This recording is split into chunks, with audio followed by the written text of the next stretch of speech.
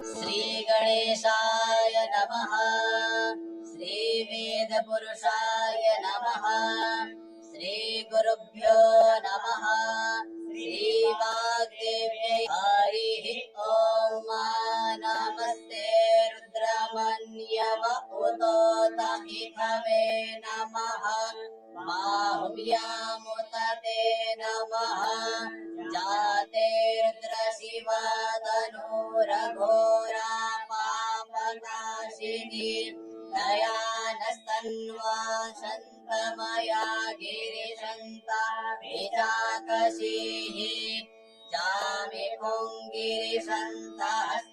बिभर्गस्तवे शिवाङ्गिरित्रतां कुरु माहि गुंसीः पुरुखं जगत शिवेन वचसा त्वा गिरिशाच्छाबदामसि जधानः विजगदयक्ष्मगुं सुमना असता अद्यवोचदधिवक्ता प्रथमो दैव्योऽभिमत अयोश्च सर्वाज्यं भयन् सर्वाश्च जातु धान्यं धराचीः परासुम असौ च ताम्रो अरुण उत बभ्रुः सुमङ्गलः जय जैनगुं रुद्रा अभितो दक्षुरिताः सहस्रसो वैखा गुहेण ईमहे असौ जो वसर्पतिनी नग्रीवो विलोहितः उतैनं गोपा अदृष्टन्नदृष्टन्नुतः जः सदृष्टो मृडयातिनः नमोऽस्तु नीलग्रीवाय सहस्राक्षाय मीढुके अतो जे अस्य सतवान्नो हन्तेभ्यो करन्नमः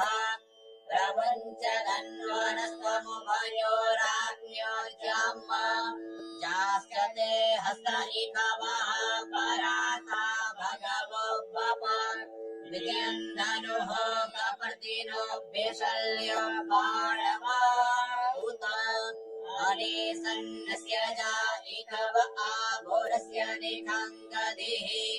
जाते हेतिर्मे धृष्टमहस्ते बभूवते धनुः तयास्मान् विश्वतस्त्वमयक्ष्मया परिभुज परिते धन्वनो हेतिरस्मान् क्रीडतो विश्वतः अतो ज इकुधिस्तवारे असमन्निधेहितं अवतत्यधनुष्टगुं सहस्राक्षशते कुजे निशीर्षशल्यानामुखा शिवो नः सोमना भव नमस्त आयुधायानातताय विष्णवे उभाभ्यामुदते नमो बाहुभ्यान्तव धन्वने मानो महान्तमुतमानो अर्भकं मान उक्षन्तम् मान उक्षितम् मानो बधीः पितरं मोदमातरं मानः प्रियास्तन्वो रुद्ररीरिकः मानस्तो केतनये मान आयुकि मानो गोघुमानो अश्वेकुरीरिकः मानो वीरानुद्रभाविनो बधीरेह विषमन्ता सदमित्वा हवामहे। श्री आदित्यहृदय स्तोत्रम् विनियोगः। ओम अस्य श्री आदित्यहृदय स्तोत्रस्य अगस्त्य ऋषिः अनुष्टुप् छन्दः। आदित्यहृदये भूतो भगवान् ब्रह्मा देवता निरस्ताशेष विघ्नतया ब्रह्म विद्या सिद्धौ सर्वत्र जय सिद्धौ च विनियोगः। ततो युद्ध परिश्रान्तम् समरे चिन्तया स्थितम् रावणम् चाग्रतो दृष्ट्वा युद्धाय समुपस्थितम् दैवतैश्च समागम्य द्रष्टुमभ्यागतोरणम् उपागम्याब्रवीद्राम अगस्त्यो भगवान् ऋषिः राम राम महाबाहो शृणु गुह्यम सनातनम् येन सर्वानरीन् वत्स समरे विजयस्यसि। आदित्यहृदयम् पुण्यम् सर्वशत्रुविनाशनम् जयावहम् जपे नित्यम् अक्षयम् परमम् शिवम् सर्वमङ्गलमाङ्गल्यम् सर्वपापप्रणाशनम् चिन्ताशोकप्रशमनम् आयुर्वर्धनमुत्तमम् रश्मिमन्तमसमुद्यन्तम् देवासुरनमस्कृतम् पूजयस्व विवस्वन्तम् भास्करम् भुवनेश्वरम् सर्वदेवात्मको ह्येष तेजस्वी रश्मिभाविनः एष देवासुरगण लोकान् पातिगवस्तिभिः एष ब्रह्मा च विष्णुश्च शिवः स्कन्दः प्रजापतिः महेन्द्रो धनदः कालो यमः सोमो यपाम्पतिः पितरो वसवः साध्या यश्विनो मरुतो मनुः वायुर्वह्निः प्रजाप्राणाम् ऋतुकर्ता प्रभाकरः आदित्यः सविता सूर्यः खगः पूषा गभस्तिमान् सुवर्णसदृशो भानुर्हिरण्यरेता दिवाकरः हरिदश्वः सहस्रार्चिः सप्तशप्तिर्मरीचिमान् तिमिरोन्मथनः शम्भुस् त्वष्टा मार्ताण्ड अंशुमान् हिरण्यगर्भः शिशिरस्तपनो भास्करो रविः अग्निगर्भोदितेः पुत्रः शङ्खः शिशिरनाशनः व्योमनाथस्तमो भेदी ऋग्यजुहुसामपारगः कनवृष्टिरपाम् मित्रो विन्द्यवीति प्लवङ्गमः आतपे मण्डले मृत्युः पिङ्गलः सर्वतापनः कविर्विश्वो महातेजाः रक्तः सर्वभवोद्भवः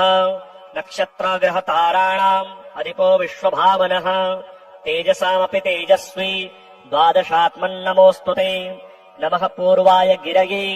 पश्चिमायाद्रये नमः ज्योतिर्गणानाम् पतये दिनाधिपतये नमः जयाय जयभद्राय हर्यश्वाय नमो नमः नमो नमः सहस्रांशो आदित्याय नमो नमः नम उग्राय वीराय सारङ्गाय नमो नमः नमः पद्मप्रबोधाय मार्ताण्डाय नमो नमः ब्रह्मेशानाच्युतेशाय सूर्यायादित्यवर्चसे भास्वते सर्वभक्ष्याय रौद्राय वपुषे नमः तमोघ्नाय हिमघ्नाय शत्रुघ्नायामितात्मने कृतघ्नघ्नाय देवाय ज्योतिषाम् पतये नमः तप्तचामीकराभाय वहनये विश्वकर्मणे नमस्तमोभिनिघ्नाय रुचये लोकसाक्षिणे नाशयत्येषु वैभूतम् तदेव सृजति प्रभुः पायत्येषु तपत्येष वर्षत्येष गवस्तिभिः एष सुप्तेषु जागर्ति भूतेषोपरिनिष्ठितः एष एवाग्निहोत्रम् च फलम् चैवाग्निहोत्रिणाम् वेदाश्च कृतवश्चैव कृतूनाम् फलमेव च यानि कृत्यानि लोकेषु सर्व एष रविः प्रभुः एनमापत्सु कृच्छ्येषु कान्तारेषु भयेषु च कीर्तयन् पुरुषः कश्चिन् नावसीदति राघव पूजयस्वेनमेकाग्रो देवदेवम् जगदपतिम् एतत्त्रिगुणितम् जप्त्वा युद्धेषु विजयिष्यसि अस्मिन् क्षणे महाबाहो रावणम् त्वम् वदिष्यसि एवमुक्त्वा तदागस्त्यो जगाम च यथागतम् एतच्छ्रुत्वा महातेजा नष्टशोको भवत्तदा तारयामास सुप्रीतो राघवः प्रियतात्मवान् आदित्यम् प्रेक्ष्य जप्त्वा तु परम् हर्षमवाप्तवान् क्रीडाचम्योषुचिर्भूत्वा धनुरादाय वीर्यवान् रावणम् प्रेक्ष्य हृष्टात्मा युद्धाय समुपागतम् सर्वयत्नेन महता वधे तस्य धृतोऽभवत् अथ रविरवदन् निरीक्ष्य रामम् मुदितमनाः परमम् प्रहृष्यमाणः निशिचरपति संशयम् विदित्वा सुरगणमद्य गतो वचस्त्वरेति श्री आदित्यकवचम् ओम् अस्य श्रीमदादित्यकवचस्तोत्रमहामन्त्रस्य याज्ञवल्क्यो महर्षिः अनुष्टुप् जगतीच्छन्दसि घृणिरीति बीजम् सूर्य इति शक्तिः आदित्य इति कीलकम् श्रीसूर्यनारायण प्रीत्यर्थे जपे विनियोगः उदयाचलमागत्य वेदरूपमनामयम् तुष्टावपरया भक्त्या वालकिल्यादिभिर्वृतम् देवासुरैः सदा वन्द्यम् गृहेश्च परिवेष्टितम् ध्यायनस्त्वन पठन्नाम यः सूर्यकवचम् सदा घृणिः पातु शिरोदेशम् सूर्यः फालम् च पातु मे आदित्यो लोचने पातु श्रुते पातु प्रभाकरः घ्राणम् पातु सदा भानुः नरकः पातु मुखम् तथा जिह्वाम् पातु जगन्नाथः कण्ठम् पातु विभावसुः स्कन्धौ गृहपतिः पातु भुजौ पातु प्रभाकरः अहस्करः पातु हस्तौ हृदयम् पातु भानुमान् मध्यम् च पातु सप्ताश्वो नाभिम् पातु नभोमणिः द्वादशात्मा कटिम् पातु सविता पातु सृक्किणी ऊरो पातु सुरश्रेष्ठो जानुणी पातु भास्करः जङ्गे पातु च मार्ताण्डो गलम् पातोऽतु शाम्पतिः पादौ वृद्ध्नः सदा पातो मित्रोऽपि सकलम् वपुः वेदत्रयात्मक स्वामिन्नारायण जगदपते अयातयामम् तम् किञ्चित् वेदरूपः प्रभाकरः स्तोत्रेणानेन सन्तुष्टो वारखिल्यादिभिर्वृतः साक्षाद् वेदमयो देवो तथारूढः समागतः तम् दृष्ट्वा सहसोत्थाय दण्डवत प्रणमन् भुवि कृताञ्जलिपुटो भूत्वा सूर्यस्याग्रे स्थितस्तदा वेदमूर्तिर्महाभागो ज्ञानदृष्टिर्विचार्य च ब्रह्मणा स्थापितम् पूर्वम् यातयामविवर्जितम् सत्त्वप्रधानम् शुक्लाख्यम् वेदरूपमनामयम् शब्दब्रह्ममयम् वेदम् सत्कर्म ब्रह्मवाचकम् मुनिमध्यापयामास प्रथमम् सविता स्वयम् तेन प्रथमदत्तेन वेदेन परमेश्वरः याज्ञवल्क्यो मुनिश्रेष्ठः कृतकृत्यो भवत्तदा ऋगादिसकलान् वेदान् ज्ञातवान् सूर्यसन्निधौ इदम् प्रोक्तम् महापुण्यम् पवित्रम् पापनाशनम् यः पठेत् शृणुयाद्वापि सर्वपापैः प्रमुच्यते वेदार्थज्ञानसम्पन्न सूर्यलोकमवाप्नुयात्। श्री आदित्यहर्षणस्तोत्रम् वैष्णवानाम् हरिस्त्वम् शिवस्त्वम् स्वयम् शक्तिरूपस्त्वमेवानयस्त्वम् नतिः त्वम् गणाधिकृतस्त्वम् सुरेशाधिपस्त्वम् मरुत्वान्द्रविस्त्वम् सदा स्तोचताम् त्वम् सदा लोककल्याणकृन्मण्डलः तप्यमानो जगद्भूतिसिद्धैर्नभे रातिरात्रे निवष्टा भवग्निम् तथा द्वादशात्मन् सदानन्दमग्नो भव जन्ममात्रेण चासक्तिग्रस्तो वयम् शाम्बरी बन्धने विस्मृताश्चार्थिनः भक्तिभावेन हीनाय जोषालयोर्कादितेयोष्णरश्मे प्रसन्नो मयि अकृतार्थाय ब्रह्माण्डसादस्तथा कायको विष्णुरूपेण कल्पान्तरे यो महान्ते शिवश्चण्डनीलो नटो दक्षजाङ्गप्रभस्त्वम् सदा रोचताम् ब्राह्मणो बाहुजोन्याश्च वर्णाश्रमा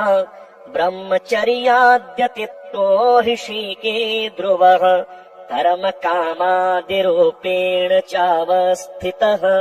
प्राणतत्त्वो महेन्द्रः प्रसन्नोऽवतु अस्मदाचार्य प्रोक्तम् प्रमाणम् परम् याचकः पादपद्मानुकम्प्यास्तव स्वस्य जन्मान्तराचक्रमुक्तास्तदा नरः जीवस्तुरिच्छामि धामम् कथम् शौचमाचारमस्मत् प्रमुक्तः कृतः स्वात्मधर्माद्विमुक्तास्तु पापे रतः केवलम् कुक्षिपूर्वेर्वयम् याजका हेधमोद्धारणस्त्रीप्यतात्तापनः पूजितो दस्रतातान्वयायेस्तथा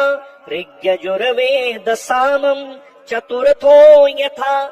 आगमः पञ्चकाले क्रमे वेदकास् त्वम् विहङ्गः सदानन्दितोऽस्मासु हि सप्तलोकार्णवाश्चान्तरीपः स्वरा योगिनो रश्मयः सप्तधारोपितः औषधे छन्दभावेन्न गोमारुतेः पालकादित्यसंज्ञापतेरोचताम् कौशलेन्द्रकृतस्योष्णरश्म्यर्पितस्याग्रतः सूर्यवर्णस्य उत्कूर्जकः हर्षितो वाद्ययन्त्रादिभिर्भूषितोऽन्यत्यहार्यम् गतिम् सूर्यतत्त्वाम् पराम्। श्री आदित्यहृदयस्तोत्रम् विनियोगः। ॐ अस्य श्री आदित्यहृदयस्तोत्रस्य अगस्त्य ऋषिः अनुष्टुप् छन्दः आदित्यहृदये भूतो भगवान् ब्रह्मा देवता निरस्ताशेषविघ्नतया ब्रह्मविद्यासिद्धौ सर्वत्र जयसिद्धौ च विनियोगः ततो युद्धपरिश्रान्तम् समरे चिन्तया स्थितम् रावणम् चाग्रतो दृष्ट्वा युद्धाय समुपस्थितम् दैवतैश्च समागम्य द्रष्टुमभ्यागतोरणम् उपागम्याब्रवीद् राम मगस्त्यो भगवान् ऋषिः राम राम महाबाहो शृणु गुह्यम् सनातनम् येन सर्वानरीन् वत्स समरे विजयस्यसि आदित्यहृदयम् पुण्यम् सर्वशत्रुविनाशनम् जयावहम् जपे नित्यम् अक्षयम् परमम् शिवम् सर्वमङ्गलमाङ्गल्यम् सर्वपापप्रणाशनम् चिन्ताशोकप्रशमनम् आयुर्वर्धनमुत्तमम् रश्मिमन्तमसमुद्यन्तम् देवासुरनमस्कृतम् पूजयस्व विवस्वन्तम् भास्करम् भुवनेश्वरम् सर्वदेवात्मको ह्येष तेजस्वी रश्मिभाविनः एष देवासुरगणा लोकान् पाति गवस्तिभिः एष ब्रह्मा च विष्णुश्च शिवः स्कन्दः प्रजापतिः महेन्द्रो धनदः कालो यमः सोमो यपाम्पतिः पितरो वसवः साध्या यश्विनो मरुतो मनुः वायुर्वह्निः प्रजाप्राणाम् ऋतुकर्ता प्रभाकरः आदित्यः सविता सूर्यः खगः पूषा घवस्तिमान् सुवर्णसदृशो भानुर्हिरण्यरेता दिवाकरः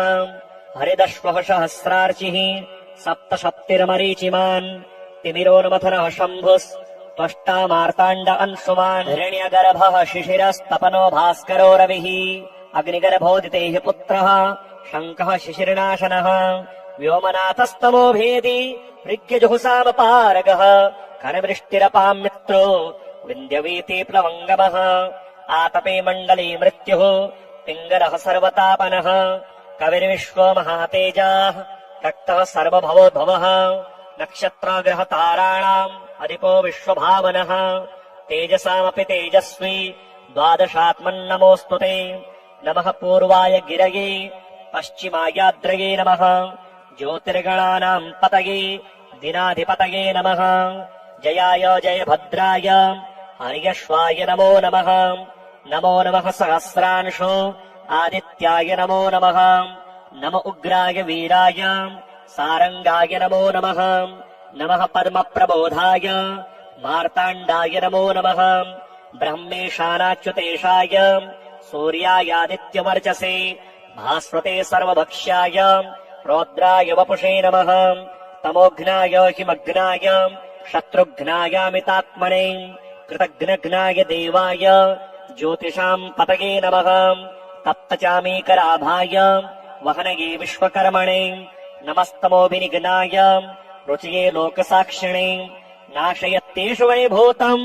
तदेव सृजति प्रभुः आयत्तेष तपत्तेष वर्षत्तेष गवस्तिभिः एष सुप्तेषु जागर्ति भूतेषोपरिनिष्ठितः एष एवाग्निहोत्रम् च फलम् चैवाग्निहोत्रिणाम् वेदाश्च कृतोनाम् फलमेव च यानि कृत्यानि लोकेषु सर्व एष रविः प्रभुः एनमापत्सु कृच्छ्येषु कान्तारेषु भयेषु च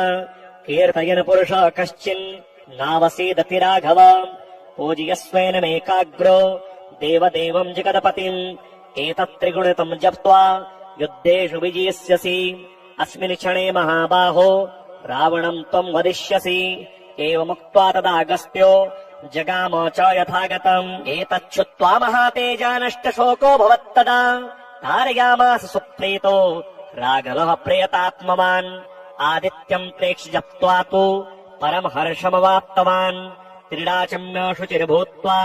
धनुरादाय वीर्यवान् रावणम् प्रेक्ष्य हृष्टात्मा युद्धाय समुपागतम् सर्वयत्नेन महता वधे तस्य धृतोऽभवत् अथ रविरवदन् निरीक्ष्य रामम् मुदितमनाः परमम् प्रहृष्यमाणः निशिचरपति संशयम् विदित्वा सुरगणमद्य गतो वचस्त्वरेति श्री आदित्यकवचम्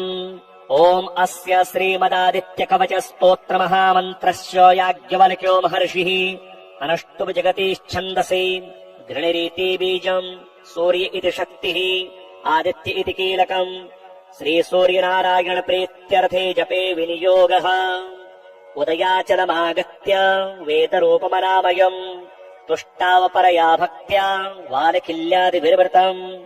देवासुरैः सदा वन्द्यम् गृहेश्च परिवेष्टितम् ध्यायनस्त्वन् पठन्नाम यः सूर्यकवचम् सदा गृणिः पातु शिरोदेशम् सूर्यः फालम् च पातु मे आदित्यो लोचने पातु श्रुते पातु प्रभाकरः घ्राणम् पातु सदा भानुः नरकः पातु मुखम् तथा जिह्वाम् पातु जगन्नाथः कण्ठम् पातु विभावसुः स्कन्धौ ग्रहपतिः पातु भुजौ पातु प्रभाकरः अहस्करः पातु हस्तौ हृदयम् पातु भानुमान् मध्यम् च पातु सप्ताश्वो नाभिम् पातु नभोमणिः द्वादशात्मा कटिम् पातु सविता पातु सृक्किणी ऊरो पातु सुरश्रेष्ठो जानुणी पातु भास्करः जङ्गे पातु च मार्ताण्डो गलम् पातु तुषाम्पतिः पादौ वृद्नः सदा पातु मित्रोऽपि सकलमपुः वेदत्रयात्मक स्वामिन्नारायण जगदपते अयातयामम् तम् किञ्चित् वेदरूपः प्रभाकरः स्तोत्रेणानेन सन्तुष्टो वालखिल्यादिभिर्वृतः साक्षाद् वेदमयो देवो तथारूढः समागतः तम् दृष्ट्वा सहसोत्थाय दण्डवत प्रणमन् भुवि कृताञ्जलिपुटो भूत्वा सूर्यस्याग्रे स्थितस्तदा वेदमूर्तिर्महाभागो ज्ञानदृष्टिर्विचार्य च ब्रह्मणा स्थापितम् पूर्वम् यातयामविवर्जितम् सत्त्वप्रधानम् शुक्लाख्यम् वेदरूपमनामयम् शब्दब्रह्ममयम् वेदम् सत्कर्म ब्रह्मवाचकम् मुनिमध्यापयामास प्रथमम् सविता स्वयम् तेन प्रथमदत्तेन वेदेन परमेश्वरः याज्ञवल्क्यो मुनिश्रेष्ठः कृतकृत्यो भवत्तदा ऋगादिसकलान् वेदान् ज्ञातवान् सूर्यसन्निधौ इदम् प्रोक्तम् महापुण्यम् पवित्रम् पापनाशनम् यः पठेत् शृणुयाद्वापि सर्वपापैः प्रमुच्यते वेदार्थज्ञानसम्पन्न सूर्यलोकमवाप्नुयात्। श्री आदित्यहर्षणस्तोत्रम् वैष्णवानाम् हरिस्त्वम् शिवस्त्वम् स्वयम् शक्तिरूपस्त्वमेवानयस्त्वम् नतिः त्वम् गणाधिकृतस्त्वम् सुरेशाधिपस्त्वम् मरुत्वान्द्रविस्त्वम् सदा स्तोचताम् त्वम् सदा लोककल्याणकृन्मण्डलः तप्यमानो जगद्भूतिसिद्धैर्नभे रातिरात्रे निवष्टा भवग्निम् तथा द्वादशात्मन् सदानन्दमग्नो भव जन्ममात्रेण चासक्तिग्रस्तो वयम् शाम्बरी बन्धने विस्मृताश्चार्थिनः भक्तिभावेन हीनाय जोषालयोर्कादितेयोष्णरश्मे प्रसन्नो मयि अकृतार्थाय ब्रह्माण्डसाद्दास्तथा कायको विष्णुरूपेण कल्पान्तरे यो महान्ते शिवश्चण्डनीलो नटो दक्षजाङ्गप्रभस्त्वम् सदा रोचताम् ब्राह्मणो बाहुजोन्याश्च वर्णाश्रमा ब्रह्मचर्याद्यतित्वो ऋषिके ध्रुवः कर्मकामादिरूपेण चावस्थितः प्राणतत्त्वो महेन्द्रः प्रसन्नोऽवतु अस्मदाचार्य प्रोक्तम् प्रमाणम् परम् याचकः पादपद्मानुकम्प्यास्तव स्वस्य जन्मान्तराचक्रमुक्तास्तदा नरः जीवस्तुरिच्छामि धामम् कथम् शौचमाचारमस्मत् प्रमुक्तः कृतः स्वात्मधर्माद्विमुक्तास्तु पापे रतः केवलम् कुक्षिपूर्वेर्वयम् याजका हेधमोद्धारणस्त्रीप्यतात्तापनः पूजितो दस्रतातान्वयायेस्तथा ऋग्यजुर्वेदसामम् चतुर्थो यथा आगमः पञ्चकाले क्रमे वेदकास् त्वम् विहङ्गः सदानन्दितोऽस्मासु हि सप्तलोकार्णवाश्चान्तरीपः स्वरा योगिनो रश्मयः सप्तधारोपितः औषधे छन्दभावेन्न गोमारुतेः पालकादित्यसंज्ञापतेरोचताम् कौशलेन्द्रकृतस्योष्णरश्म्यर्पितः स्याग्रतः सूर्यवर्णस्य उत्कूजकः हर्षितो वाद्ययन्त्रादिभिर्भूषितोऽत्यहार्यम् गतिम् सूर्यतत्त्वाम् पराम्। श्री आदित्यहृदयस्तोत्रम् विनियोगः। ओम् अस्य श्री आदित्यहृदयस्तोत्रस्य अगस्त्य ऋषिः अनुष्टुप् छन्दः। आदित्यहृदयभूतो भगवान् ब्रह्मा देवता निरस्ताशेषविघ्नतया ब्रह्मविद्यासिद्धौ सर्वत्र जयसिद्धौ च विनियोगः। ततो युद्धपरिश्रान्तम् समरे चिन्तया स्थितम् रावणम् चाग्रतो दृष्ट्वा युद्धाय समुपस्थितम् दैवतैश्च समागम्य द्रष्टुमभ्यागतोरणम् उपागम्याब्रवीद्राम अगस्त्यो भगवान् ऋषिः राम राम महाबाहो शृणुगुह्यम् सनातनम् येन सर्वानरीन् वत्स समरे विजयस्यसि आदित्यहृदयम् पुण्यम् सर्वशत्रुविनाशनम् जयावहम् जपे नित्यम् अक्षयम् परमम् शिवम् सर्वमङ्गलमाङ्गल्यम् सर्वपापप्रणाशनम् चिन्ताशोकप्रशमनम् आयुर्वर्धनमुत्तमम् रश्मिमन्तमसमुद्यन्तम् देवासुरनमस्कृतम् पूजयस्व विवस्वन्तम् भास्करम् भुवनेश्वरम् सर्वदेवात्मको ह्येष तेजस्वी रश्मिभाविनः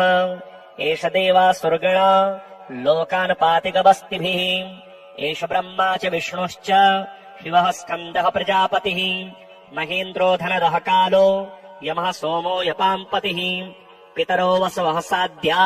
यश्विनो मरुतो मनुः वायुर्वह्निः प्रजाप्राणाम् ऋतुकर्ता प्रभाकरः आदित्यः सविता सूर्यः खगः पूषा गभस्तिमान् सुवर्णसदृशो भानुर्हिरण्यरेता दिवाकरः हरिदश्वः सहस्रार्चिः सप्तशप्तिर्मरीचिमान्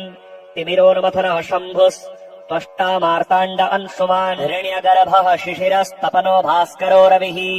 अग्निगर्भोदितेः पुत्रः शङ्खः शिशिरनाशनः व्योमनाथस्तमो भेदी ऋग्यजुहुसामपारगः करवृष्टिरपाम् मित्रो विन्द्यवीति प्लवङ्गमः आतपे मण्डले मृत्युः पिङ्गलः सर्वतापनः कविर्विश्वो महातेजाः रक्तः सर्वभवोद्भवः नक्षत्राग्रहताराणाम् अधिपो विश्वभावनः तेजसामपि तेजस्वी द्वादशात्मन्नमोऽस्तु ते नमः पूर्वाय गिरये पश्चिमायाद्रये नमः ज्योतिर्गणानाम् पतये दिनाधिपतये नमः जयाय जयभद्राय हर्यश्वाय नमो नमः नमो नमः सहस्रांशो आदित्याय नमो नमः नम उग्राय वीराय सारङ्गाय नमो नमः नमः पद्मप्रबोधाय मार्ताण्डाय नमो नमः ब्रह्मेशानाच्युतेशाय सूर्यायादित्यवर्चसे भास्वते सर्वभक्ष्याय रौद्राय वपुषे नमः तमोघ्नाय हिमघ्नाय शत्रुघ्नायामितात्मने कृतघ्नघ्नाय देवाय ज्योतिषाम् पतये नमः तप्तचामीकराभाय वहनये विश्वकर्मणे नमस्तमोभिनिघ्नाय रुचये लोकसाक्षिणे नाशयत्येषु वैभूतम् तदेव सृजति प्रभुः पायत्येष तपत्येष वर्षत्येष गवस्तिभिः एष सुप्तेषु जागर्ति भूतेषोपरिनिष्ठितः एष एवाग्निहोत्रम् च फलम् चैवाग्निहोत्रिणाम् वेदाश्च कृतोनाम् फलमेव च यानि कृत्यानि लोकेषु सर्व एष रविः प्रभुः एनमापत्सु कृच्छ्येषु कान्तारेषु भयेषु च कीर्तयन् पुरुषः कश्चिन् नावसीदति राघव पूजयस्वेनमेकाग्रो देवदेवम् जगदपतिम् एतत्त्रिगुणितम् जप्त्वा युद्धेषु विजयिष्यसि अस्मिन् क्षणे महाबाहो रावणम् त्वम् वदिष्यसि एवमुक्त्वा तदागस्त्यो जगाम च यथागतम् एतच्छ्रुत्वा महातेजा नष्टशोको भवत्तदा कारयामास सुप्रीतो राघवः प्रियतात्मवान् आदित्यम् प्रेक्ष्य जप्त्वा तु परम् हर्षमवाप्तवान् क्रीडाचम्य शुचिर्भूत्वा धनुरादाय वीर्यवान् रावणम् प्रेक्ष्य हृष्टात्मा युद्धाय समुपागतम् सर्वयत्नेन महता वधे तस्य धृतोऽभवत् अथ रावीरावदन् निरीक्ष्य रामम् मुदितमनाः परमम् प्रहृष्यमाणः निशिचरपति संशयमविदित्वा सुरगणमद्य गतो वचस्त्वरेति श्री आदित्यकवचम् ओम् अस्य श्रीमदादित्यकवच स्तोत्र महामन्त्रस्य याज्ञवल्क्यो महर्षिः अनष्टुप् जगतीच्छन्दसि गृणिरीति बीजम् सूर्य इति शक्तिः आदित्य इति कीलकम् श्रीसूर्यनारायण प्रीत्यर्थे जपे विनियोगः उदयाचलमागत्य वेदरूपमनामयम् तुष्टावपरया भक्त्या वालखिल्यादिभिर्वृतम् देवासुरैः सदा वन्द्यम् गृहेश्च परिवेष्टितम् ध्यायनस्त्वन पठन्नाम यः सूर्यकवचम् सदा गृणिः पातु शिरोदेशम् सूर्यः फालम् च पातु मे आदित्यो लोचने पातु श्रुते पातु प्रभाकरः घ्राणम् पातु सदा भानुः नरकः पातु मुखम् तथा जिह्वाम् पातु जगन्नाथः कण्ठम् पातु विभावसुः स्कन्धौ ग्रहपतिः पातु भुजौ पातु प्रभाकरः अहस्करः पातु हस्तौ हृदयम् पातु भानुमान् मध्यम् च पातु सप्ताश्वो नाभिम् पातु नभोमणिः द्वादशात्मा कटिम् पातु सविता पातु सृक्किणी ऊरो पातु सुरश्रेष्ठो जारुणी पातु भास्करः जङ्गे पातु च मार्ताण्डो गलम् पातु तुषाम्पतिः पादौ वृध्नः सदा पातु मित्रोऽपि सकलम् वपुः वेदत्रयात्मक स्वामिन्नारायण जगदपते अयातयामम् तम् किञ्चिद वेदरूपः प्रभाकरः स्तोत्रेणानेन सन्तुष्टो वालखिल्यादिभिर्वृतः साक्षाद् वेदमयो देवो तथारूढः समागतः तम् दृष्ट्वा सहसोत्थाय दण्डवत प्रणमन् भुवि कृताञ्जलिपुटो भूत्वा सूर्यस्याग्रे स्थितस्तदा वेदमूर्तिर्महाभागो ज्ञानदृष्टिर्विचार्य च ब्रह्मणा स्थापितम् पूर्वम् यातयामविवर्जितम् सत्त्वप्रधानम् शुक्लाख्यम् वेदरूपमनामयम् शब्दब्रह्ममयम् वेदम् सत्कर्म ब्रह्मवाचकम् मुनिमध्यापयामास प्रथमम् सविता स्वयम् तेन प्रथमदत्तेन वेदेन परमेश्वरः याज्ञवल्क्यो मुनिश्रेष्ठः कृतकृत्यो भवत्तदा ऋगादिसकलान् वेदान् ज्ञातवान् सूर्यसन्निधौ इदम् प्रोक्तम् महापुण्यम् पवित्रम् पापनाशनम् यः पठेत् शृणुयाद्वापि सर्वपापैः प्रमुच्यते वेदार्थज्ञानसम्पन्न सूर्यलोकमवाप्नुयात् श्री आदित्यहर्षणस्तोत्रम् वैष्णवानाम् हरिस्त्वम् शिवस्त्वम् स्वयम् शक्तिरूपस्त्वमेवानयस्त्वम् नतिः त्वम् गणाधिकृतस्त्वम् सुरेशाधिपस्त्वम् मरुत्वान्द्रविस्त्वम् सदा स्तोचताम् त्वम् सदा लोककल्याणकृन्मण्डलः तप्यमानो जगद्भूतिसिद्धैर्नभैः रातिरात्रे निवष्टा भवग्निम् तथा द्वादशात्मन् सदानन्दमग्नो भव जन्ममात्रेण चासक्तिग्रस्तो वयम् शाम्बरीबन्धने विस्मृताश्चार्थिनः भक्तिभावेन हीनाय जोषालयोर्कादितेयोष्णरश्मे प्रसन्नो मयि अकृतार्थाय ब्रह्माण्डसादस्तथा कायको विष्णुरूपेण कल्पान्तरे यो महान्ते शिवश्चण्डनीलो नटो दक्षजाङ्गप्रभस्त्वम् सदा रोचताम् ब्राह्मणो बाहुजोन्याश्च वर्णाश्रमा ब्रह्मचर्याद्यतित्वो ऋषिके ध्रुवः कर्मकामादिरूपेण चावस्थितः प्राणतत्त्वो महेन्द्रः प्रसन्नोऽवतु अस्मदाचार्य प्रोक्तम् प्रमाणम् परम् याचकः पादपद्मानुकम्प्यास्तव स्वस्य जनमान्तराचक्रमुक्तास्तदा नरः जीवस्तुरिच्छामि धामम् कथम् शौचमाचारमस्मत् प्रमुक्तः कृतः स्वात्मधर्माद्विमुक्तास्तु पापे रतः केवलम् कुक्षिपूर्वेर्वयम् याजका हेधमोद्धारणस्त्रेप्यतात्तापनः पूजितोदस्रतातान्वयायेस्तथा ऋग्यजुर्वेदसामम् चतुर्थो यथा आगमः पञ्चकाले क्रमे वेदकस्त्वमविहङ्गः सदानन्दितोऽस्मासु हि सप्तलोकार्णवाश्चान्तरीपः स्वरा योगिनो रश्मयः सप्तधारोपितः औषधे छन्दभावेन्न गोमारुतेः पालकादित्यसंज्ञापतेरोचताम् कौशलेन्द्रकृतस्योष्णरश्म्यर्पितस्याग्रतः सूर्यवर्णस्य उत्कूजकः हर्षितो वाद्ययन्त्रादिभिर्भूषितोऽन्यत्यहार्यम् गतिम् सूर्यतत्त्वाम् पराम्